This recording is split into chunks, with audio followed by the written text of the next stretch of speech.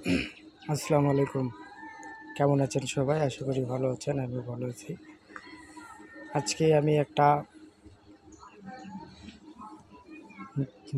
সত্য জিনিস জানার জন্য এই ভিডিওটা করেছি। সেটা হচ্ছে আমার জন্ম থেকে এ পর্যন্ত জন্ম না আমার যার দিন থেকে আমার বুদ্ধি হয়েছে। যতদিন থেকে আমার বুদ্ধি হয়েছে ততদিন থেকে এ পর্যন্ত যতবার শুনেছি, যতগুলো শুনেছি সব একই কথা শুনেছি। কিন্তু আজকে একটু ভিন্ন ধরনের শুনলাম। সেটা হচ্ছে আমাদের নবী সাল্লাল্লাহু আলাইহি ওয়াসাল্লামের জন্ম তারিখ।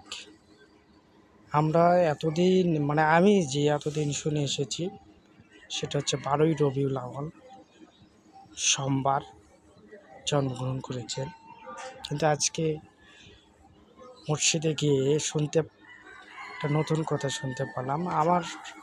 আমি এখনও শুনি নাই, যার কারণে আমার কাছে নতুন মনে হচ্ছে। আপনাদের কাছে কী মনে হবে আমি জানি না। সেটা হচ্ছে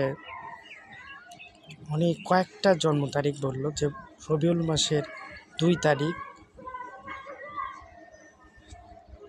তারপর 3 তারিখ, 7 তারিখ, 12 তারিখ আর 17 তারিখ, এই কয়েকটা তারিখ বললো। তার মধ্যে বেশি বললো 2 তারিখে জন্ম। আসলে এটা কতটুকু সত্য এটা আমাদের জানা দরকার।